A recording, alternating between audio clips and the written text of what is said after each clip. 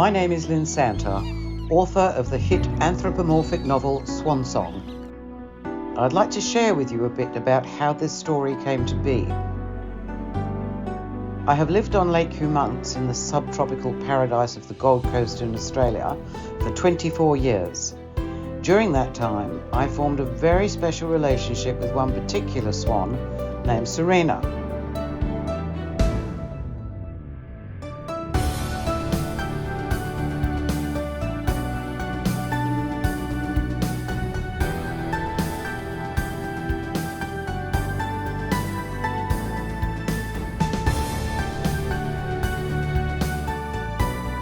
Swans are so much a part of our life that we don't have a fairy or a star on top of our Christmas tree. We have a swan angel. Most people have fences around their properties to keep wildlife off.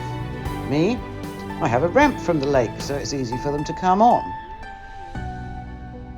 Serena would come onto my property and sit next to me like a lapdog, just to hang out. People really marvelled at the relationship I had with her. This continued for 15 years without incident until one fateful day, everything changed. There is a truth in life. Whether we are black or white, religious or atheist, gay or straight, human, elephant, lion or swan, there is good and bad in everything. Yes, even the animal kingdom has its bad guys, and in January 2018, I met one of them. I named him Hannibal. I think you can probably guess who I named him after, and it wasn't the guy who led the army over the Alps. Serena and her mate Hugh, named after Lake Hugh, had reigned as king and queen of our 17-hectare aquatic haven for 15 years, and during that time they had raised many cygnets. As is the way with swans, once they fledge, they are sent away to settle new territories of their own. Well, one of Serena's daughters didn't much like this idea. How do we know it was her daughter?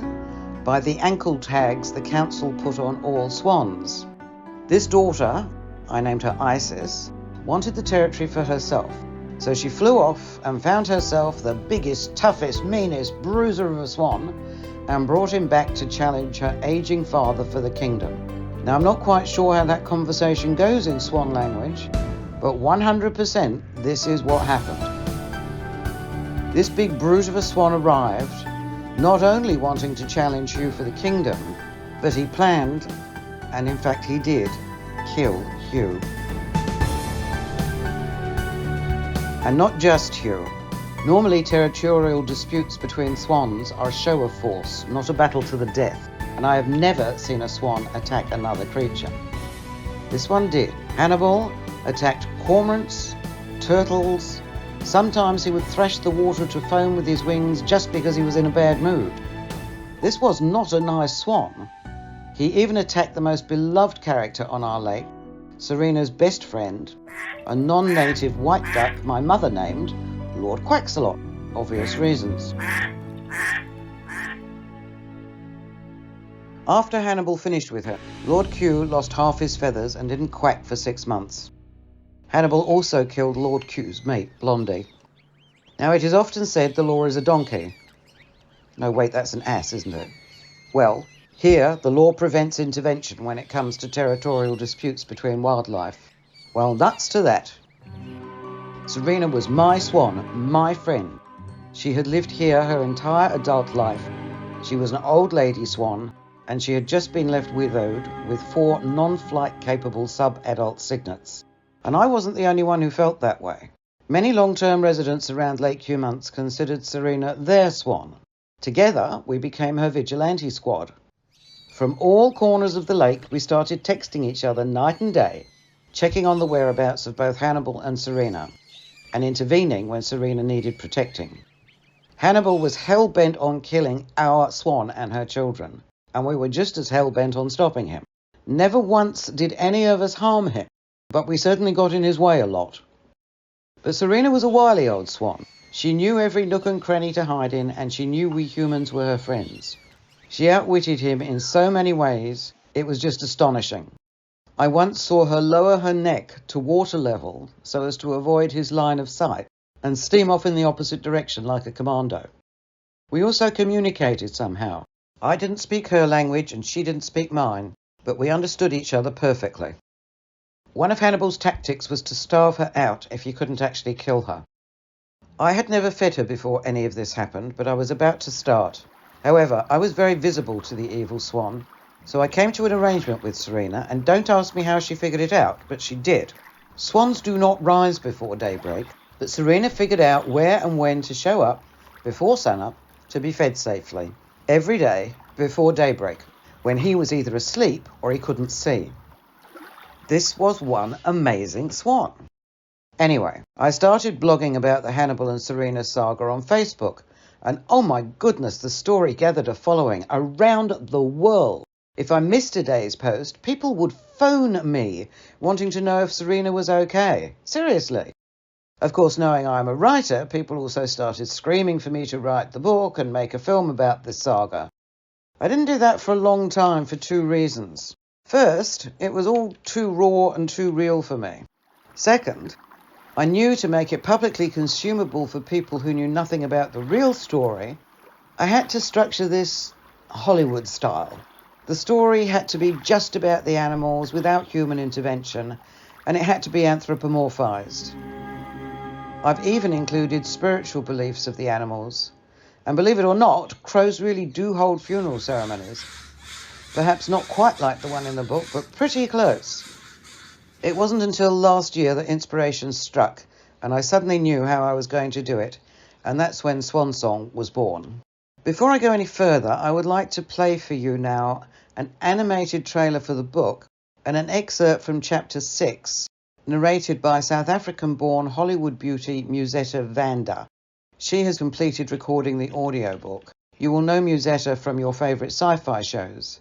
She's been in Star Trek, Stargate, Buffy, Xena, and so on.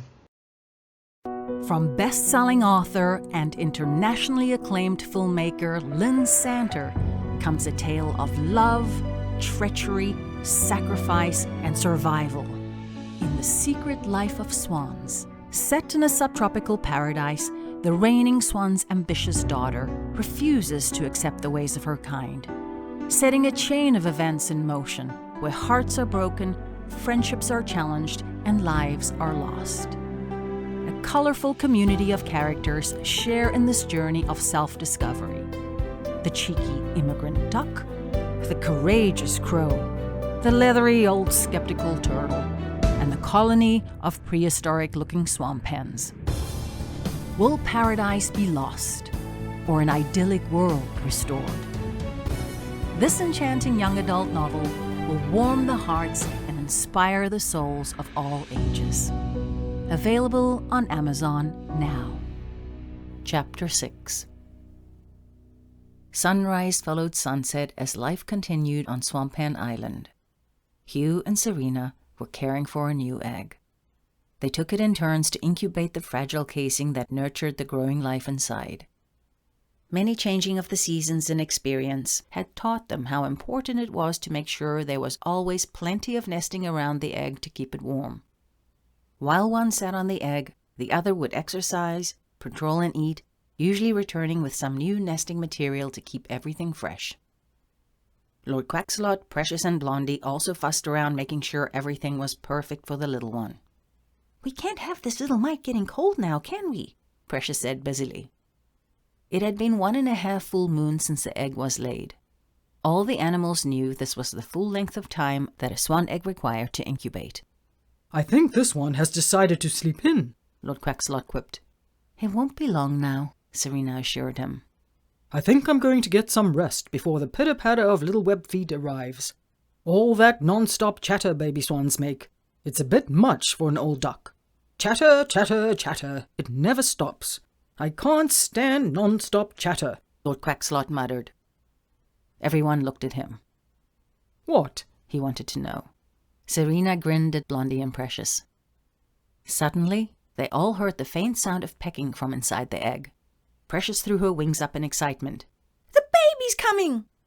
Hugh, who had been foraging at Lake's edge, heard the sound of Precious's excited cries and came rushing to the nest. Lord Quaxalot peered down, quacking. I love this part. Blondie glanced at him. But all the chatter? Oh, piffle, Lord Q scoffed. Serena snuggled into Hugh, watching proudly as their newborn began to hatch. First, a tiny beak appeared. Next, 2 huge eyes blinked out. Oh, how beautiful, Blondie whispered to Precious. Swifty came to take a look.